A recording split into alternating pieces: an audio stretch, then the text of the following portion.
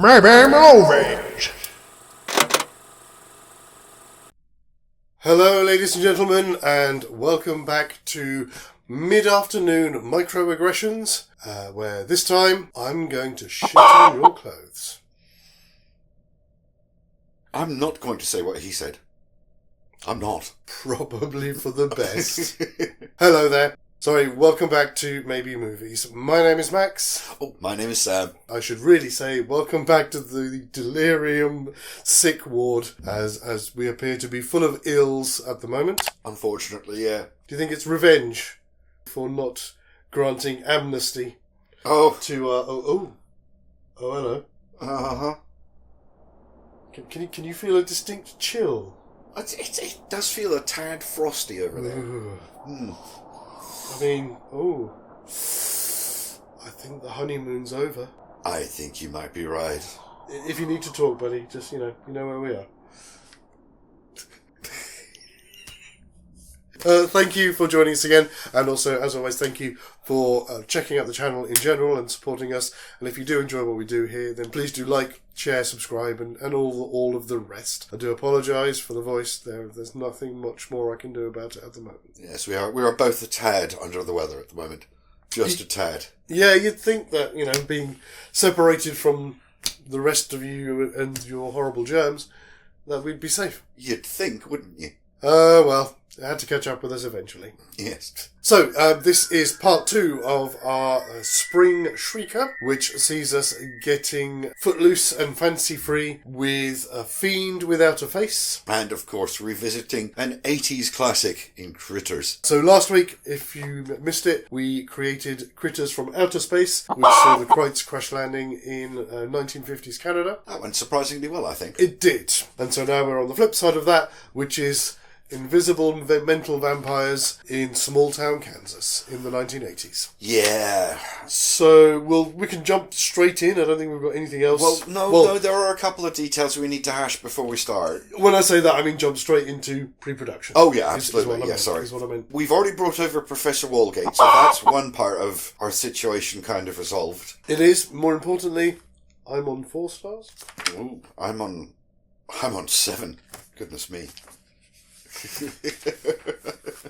Sorry, you didn't see that. Yes, I think the biggest issue with this, and as I mentioned last time, I think I might have a solution. Right, power source? Yes. That's the biggest one. We don't have an airbase, we don't have a nuclear reactor to have created these things in the first place. The other thing to look at after this is our very truncated timeline as well. Yes. Oh, right, yes. Because we're going to lose all of the stuff in the prison. Oh, yes, we are, aren't we? Yes. From the moment the brains or whatever it is arrive or are created, everything takes place in one night. Okay, well, we can work with that. We can. But, as you say, power source. I've got an idea.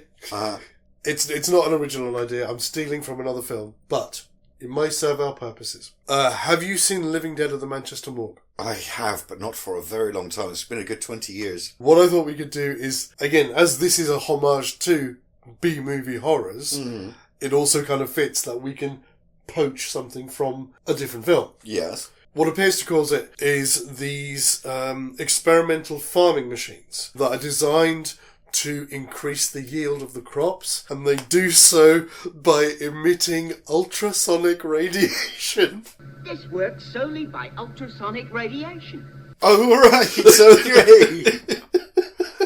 Well, that fits with the B-movie aesthetic. Yes, exactly. That's what I was thinking. Yeah, no, I think... Go on. Go on. And what I was thinking is we can lean into it even more. Or there's a couple of ways we can do it. My thought was that the Browns have done a deal with the company that makes them to trial these machines, so they're using them on their farm.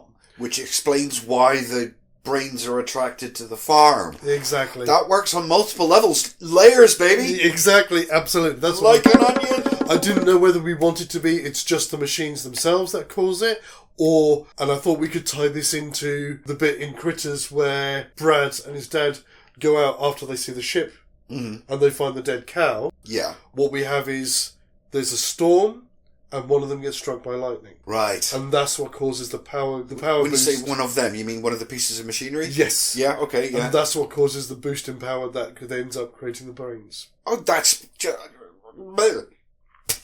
Take it. Yay! That's just brilliant. I did have one other thing that I was going to suggest as well. Uh-huh. I'll just keep these here. Yes. In the same way that we increased the number of critters that were in Critters from Outer Space because of the amount of brains that are in Fiend Without a Face. Mm. In Critters, we know that there are 8 Krites that escape. Yes. So, what I thought possibly we can do with this, because we're looking at the 80s, bit of a bigger budget in terms of effects and things like this, and also the audience expect to see the monster a lot more than they would have done in the 50s. Okay, yeah, granted. So I thought what we could do with the brains is we reduce the number. Uh-huh. So we have 8. But and again, I must admit, I have to kind of thank Miss Ziegler for this because of her latest film. Weird. With the CGI monstrosities. Oh, right, okay. We assign an attribute of Professor Walgate's id, or his personality, to each of the brains. Okay. Yeah. Oh, go on. Go on, which is great, because that'll give us our montage later on. It does, yeah. So we can have, so you can have angry brain, brainy brain, lascivious brain. Yeah, absolutely. Okay, I feel like we're ready to step into our Act 1 here. I think we are. Yeah.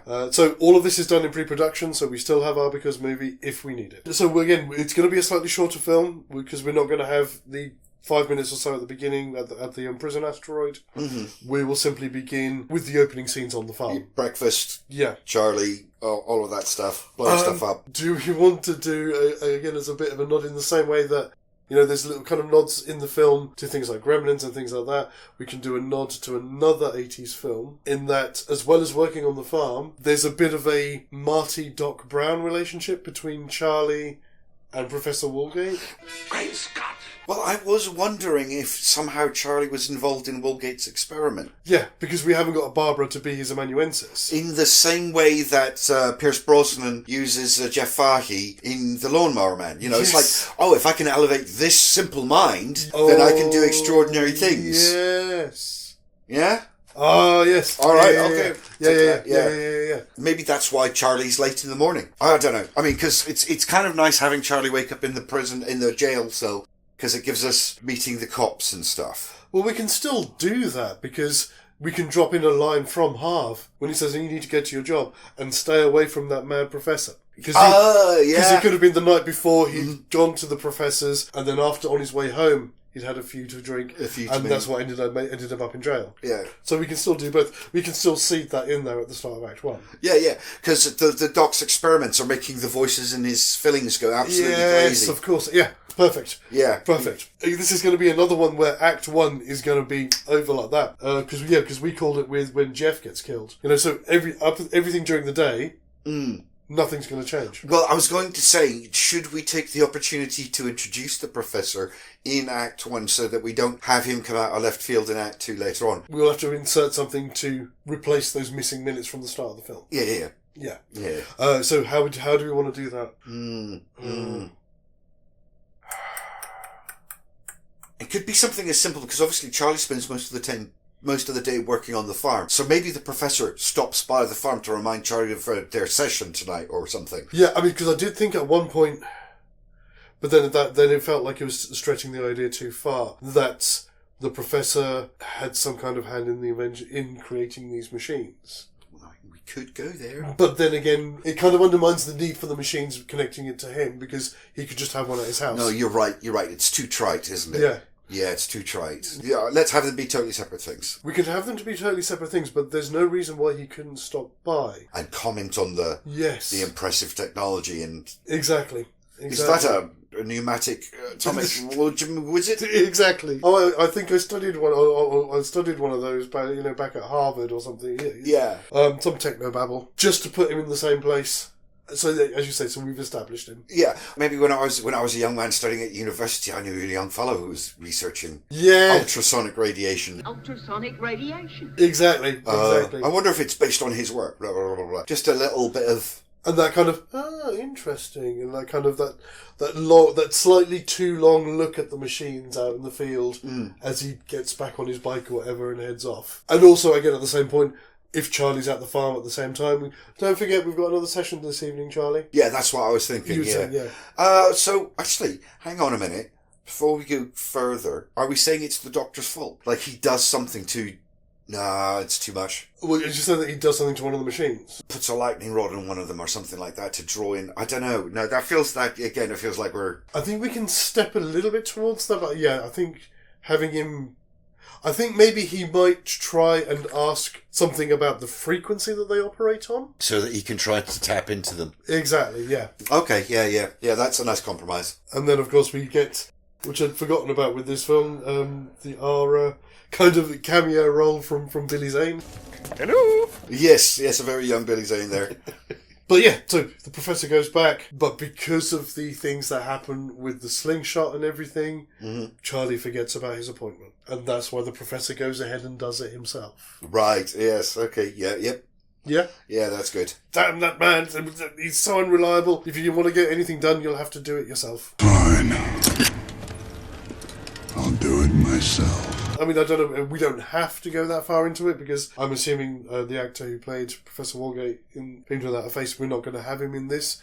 Do we want to go as far as to casting somebody as the Professor in this? I kind of want to. I'm trying to think who it should be. It's 86, it would be too obvious to cast Christopher Lloyd. Whoa, this is heavy. There's that word again, heavy. It would be too obvious. Oh, I mean, I don't know. He might be too expensive, but what about John Lithgow? Oh, yes. Yes.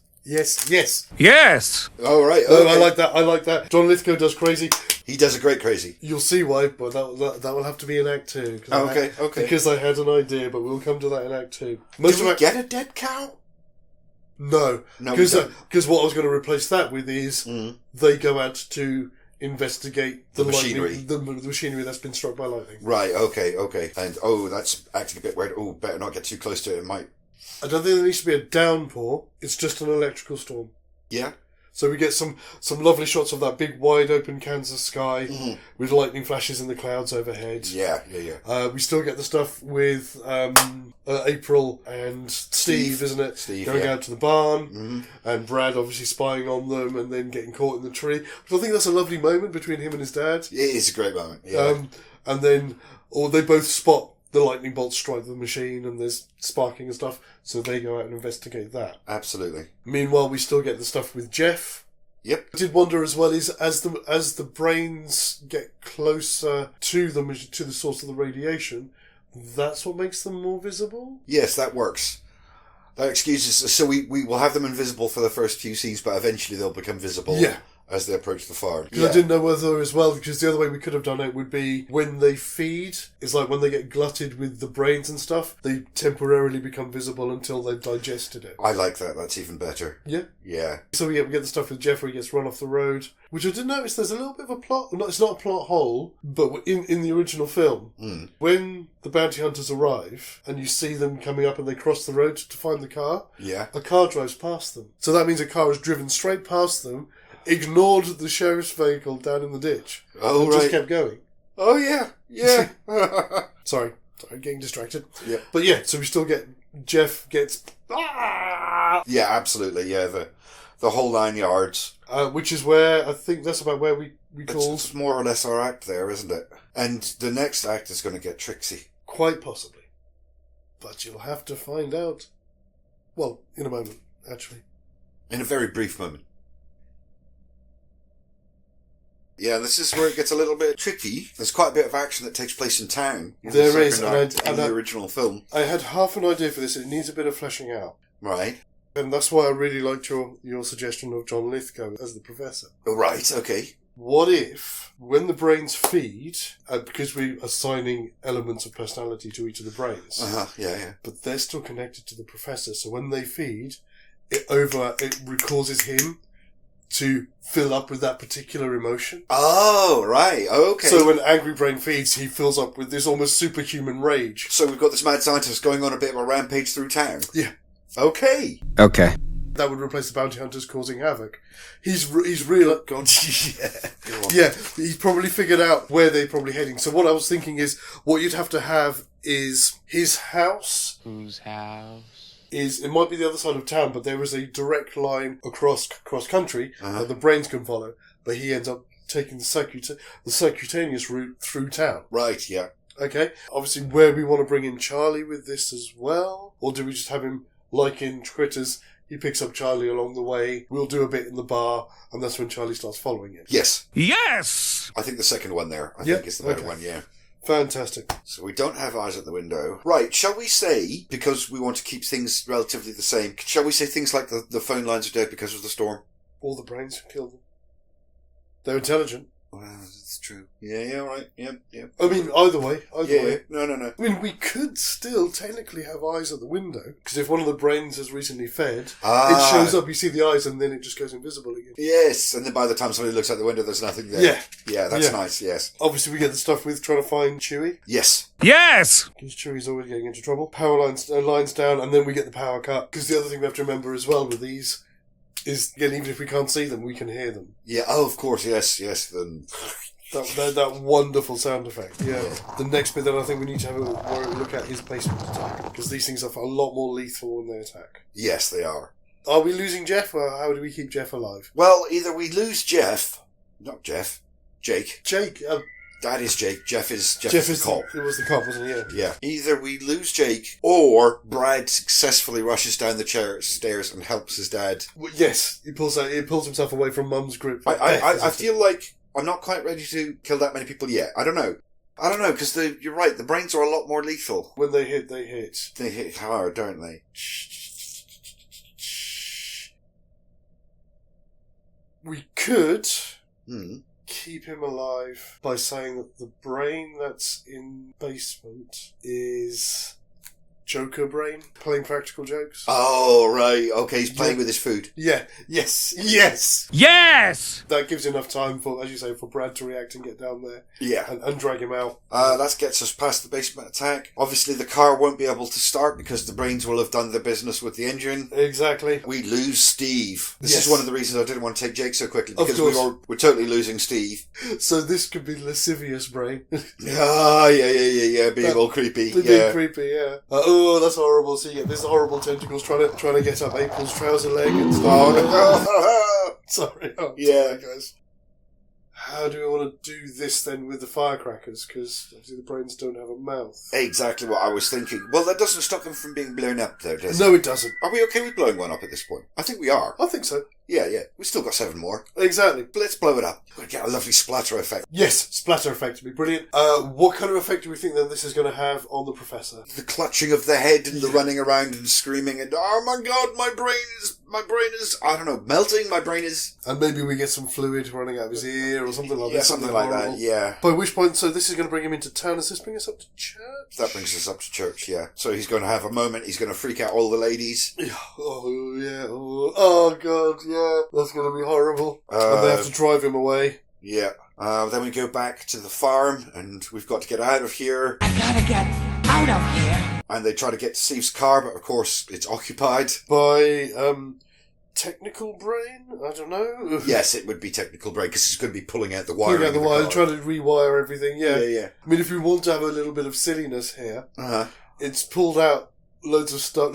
It's like rewired the car, Uh-huh. and then the car just goes, it starts hovering or something. I don't know if that's a bit too silly, or... We're going fairly silly with this. Yeah.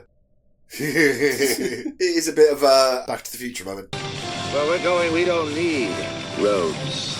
It is a bit, yeah. Yeah, I think we should. Fantastic. Yeah. Of course, it only lasts for a few seconds. And Oh then yeah, collapses oh on the yeah. road. Either that, or it kind of shoots off and then it runs into a tree or something. So. Yeah. But then they have to go back in. Again, that was another plot hole spoiled in this film as well. What's that? When they go out to try and get to the car, and the latch at the bottom drops down to lock the back door, Uh-huh. and when Brad goes back in and runs all the way back through and down, he pulls the latch out the top, but not the one from on the ground. I had never noticed that. Yeah. Uh-huh. Yeah, he only locks the door in the middle and pulls the top latch, but not the ground one, which is the one that locked. All right. Good lord. See, this is what happens when you get stuck in a parallel dimension. Yeah. Pay too much attention to stuff.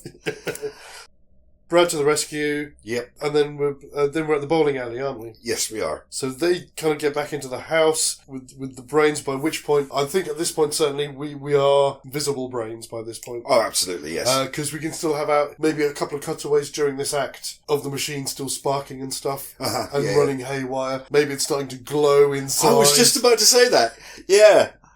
Fantastic. So before we go any further, and before we run right the way through the act, just going to stop and do a very quick shout out. Oh, yes, of course. This one this week is going to be for an old friend who we haven't done one for a while. And I must admit, it's been a while since I've checked his channel out. So, Lewis, I'm really, really sorry. But this is for Reading Movies, who is not only a fellow YouTuber, but a fellow local YouTuber. Indeed. And a friend of the family.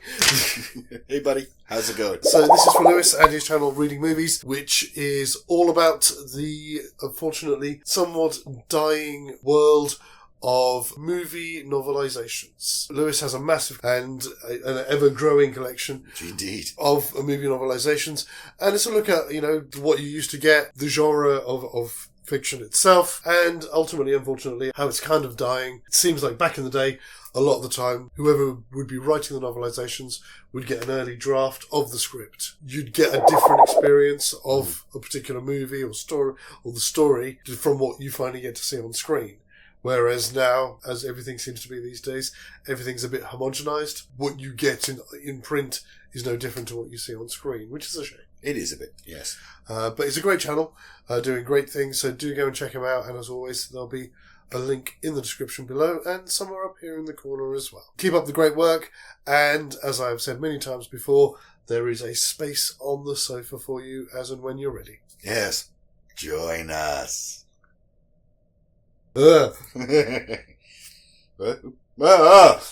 Rebound Sam.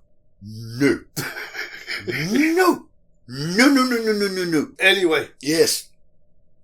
Moving on. Bowling alley. So what we're going to have happen here, we haven't lost any other brains yet. So maybe he rushes in, the professor rushes in. So the last thing we were dealing with was Tech Whiz Brain. So he tries to do something to the lanes. Okay, yeah, okay. Are we going to go silly here again? I mean, it might be something very simple, like the thing that sends all the balls back, sends them back really fast. So I was thinking, because it's that bit when the bounty hunter just smashes all the pins, doesn't he? When he throws them down. So if we play on a similar-ish thing like that, I think that works. So the balls kind of get flown out, and they kind of which is the kind of chaos that will get Hank cold, which is what we need. So rather than having the drunk pool players, because it's affecting the tournament, they kind of get RC with him. And that's what draws Charlie's attention. Yes. He can then say something cryptic like, "The brains, I need to stop the brains," or something. Oh, right, yeah. Yes. Yes! And obviously Charlie's probably about the only person who will know what that means. And so that's why he follows him. Yeah, absolutely. Yeah, that makes perfect sense. I think maybe rather than I don't know. Do we want him to just follow him, or do we want to make them a bit of an odd couple from this point forward? I kind of want to put him on the back of Charlie's bike.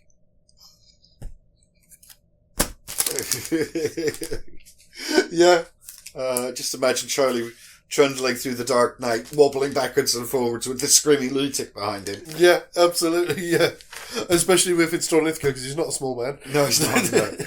Then we get Harv on the phone, which is fine. And then we get the family hunkered down at the farm. Oh, yes, of course. That's when they get into the house and they have to retreat upstairs, don't they? That's right, yeah. So we do lose another one here? I think we do, yes. Which one do we want to lose? We've assigned names to a few of them. Whichever one is Rage Brain is probably armour-plated or something. We can have a shot at it with a shotgun and it just bounces off. Joker. Hi. I thought we'd want it for the... montage, yes. Montage. Yeah, no, you're right. Because I had another idea for Act 3, which I'll mention now, because I want the stars, of course. Because when we get to the bit where they kidnap April, they want to ramp up the power on the machine. Obviously, they don't have the dexterity to do it. So... takes control of her. All right. There, that's an interesting idea, yes. That is an interesting idea. But obviously that's for Act 3. That but is for yes. Act 3, But yeah, as you say, we get them hunkered down upstairs, which is where I think we called it, is that montage bit. So we'll have to have Leader Brain, Yes. who is trying to stop them all just messing around. Yeah, going around and telling them off. Yeah. Which would just be, like, thinking about how we do the sound effects for that or the animation. I don't know. We'll give that to the special effects guys. Let them deal Exactly. with it. Yeah. Fantastic. And that's our Act 2. That is our Act 2. Okay. Xadrum is more than just curious content on YouTube. We're also a small publishing house, with books covering a range of genres from 1940s pulp adventure to children's novels, and even a touch of the macabre for those who like their literature on the dark side. Our titles are available in both paperback and ebook formats. Ebooks are available on Amazon, but physical copies can only be bought exclusively through our website at xadrum.com. Jeff's got enough cash as it is, so why not help us little guys grow and thrive? Links can be found in our banner and in the description to all of our videos, and we look forward to helping you indulge your itch for escapism. As your attorney, Uh-huh. I think you may want to take a deep dive into the popcorn.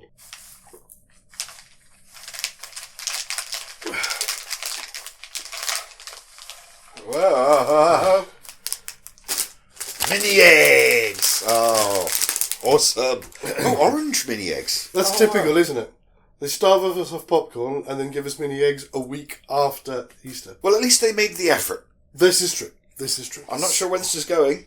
Not in a bad way, I'm just not sure where it's going. So we've got the sheriff catch-up. Brad gets out and bumps into Charlie and the professor instead of running into the hunters. Yes. We can have maybe one or two of the brains go out to the machine and realise they can't fix it. They don't have manual dexterity to fix it. So we have Brainy Brain go out there and one of the others, and they try and do it and manipulate sticks, and it just doesn't work. It doesn't work, yeah, exactly. Do we want to say as well that, obviously, as they are getting closer to it, they're starting to get bigger as well? Bigger.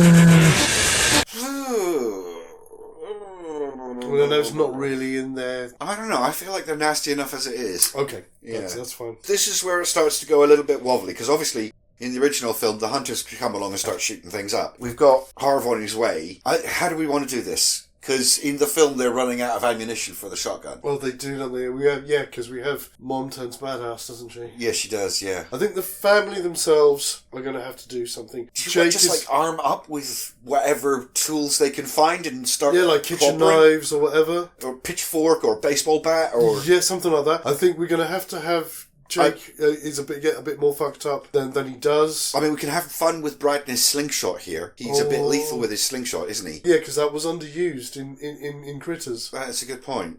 So we can bring that out. Yes, and that is one. I was rewatching Critters again earlier, and it occurred to me at the time that they could have made more of the slingshot, and they didn't. How could we do that? Yeah. But because I was thinking about other things, it went out of my head. So well. Good one. Yes, I suppose then the family fights back, then. It has to be that, doesn't it? Oh, yeah, so you know what it should be? It's Jake, isn't it, Dad? Yeah. In this, Jake gives her the slingshot, and she grabs a load of Brad's firecrackers. Oh, okay. Lights the firecracker, fires it so it sticks in the brain. Oh! Yeah, so...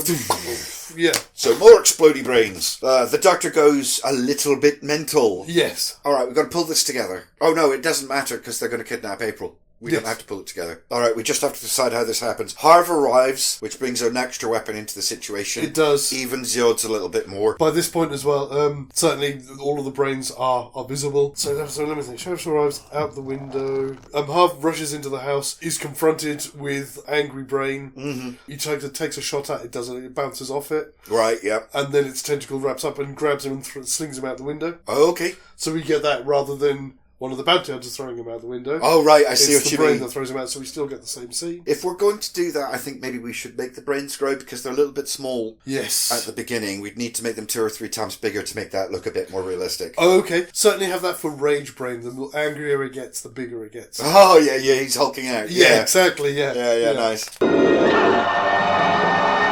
So I'm thinking, I don't know if this works or not, but I'm thinking that they drive off the brains with their coordinated efforts, but a couple of them have snuck round the back. Yes. Latch onto April, and before anybody realises what's happened, she's staggering off under their zombie control. Yeah.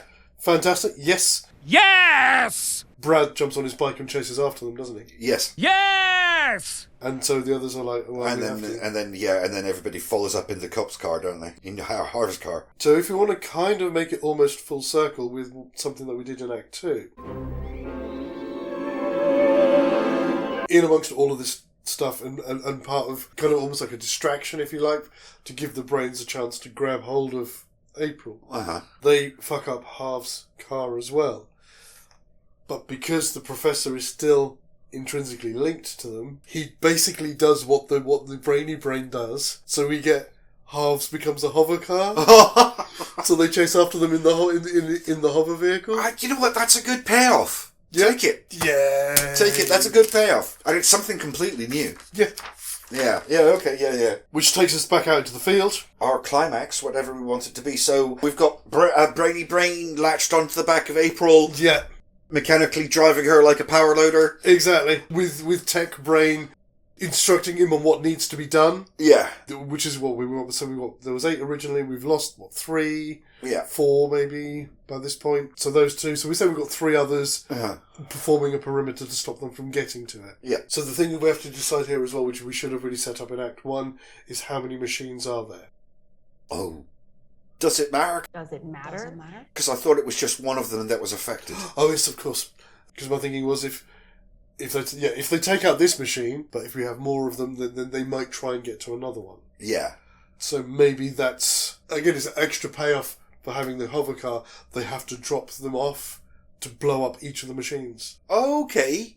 So we could, we can handle that even easier. Just leaping back into one of the earlier acts, a line somewhere saying, this is the central machine, all of the others are fed from this one or regulated. The central controller. Yeah. All the others are regulated by this. If you take this one out, all of the others will shut down. Brilliant. Simple. And so we've got his big homemade explosive, Absolutely. which is, does that look familiar at all?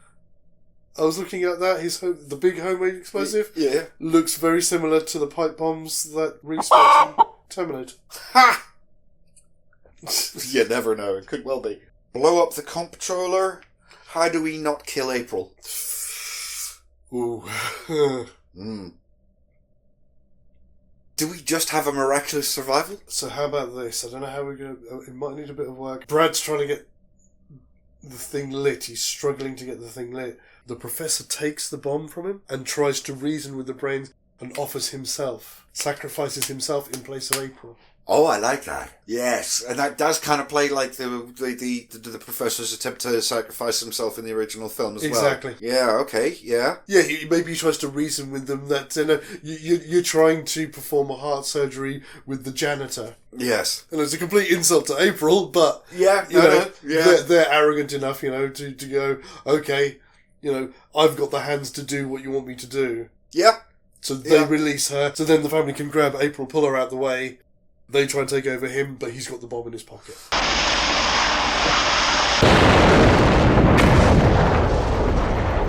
Brilliant. That's brilliant. And that gives us our ending, because we haven't blown up the house. We've got nothing to fix in that respect. I mean, it's up to us, I suppose, if we want to have, because he's not been able to light the thing, we may get a final slingshot. Well, there's Charlie's Molotov, isn't there? Oh, of course. And again, that's quite a subtle thing in that. The whole thing earlier on about him being a prospect pitcher. Yeah. Well paid off. So yeah, we can have that. So that's that horrible moment for Charlie. He has to throw the Molotov. Yeah. Which will finish the job. Yeah. Yes. Yeah, brilliant. Yes! And that's it. That's our movie. Do we want to have anything at the end in place of the eggs or not? Oh, you've had a thought. Sorry, it's a horrible one. It is really horrible. We had Lascivious Brain, didn't we? Yes. They've come across through the farmland, haven't they? Uh-huh. So maybe one of them's left something in one of the cows. So, everybody's walking away, happy ending, blah, blah, blah, blah, blah, burning wreckage in the background. Yeah. Slowly pans across to the professor's charred body lying in the grass. So, yes. Yeah, absolutely. If we're going to go horrible, let's go horrible. So it's kind of Child Living Dead brain. Yeah. Yeah, fantastic. And that is our movie. That is our movie, yes. Brilliant. So we're going to do what we usually do. Just take a couple of seconds, gather our thoughts, and we'll be straight back with our votes. And I've done it again, haven't I? What's that? I've meant to say at the start, don't forget to vote. Oh, of course, yes. I'm sure someone will... Remind folks. Yes. Brilliant. So, wow, that's been a bit of a bumper one. It has, yes, it has. Again, I've managed to drag it up to 10 stars. I have a bumper 12. So it's me first. It is you first. Yeah, I think it's pretty straightforward. I think Fiends. Yeah? Critters from outer space. I love the setting, and I think everything worked, and it does exactly what it says on the tin.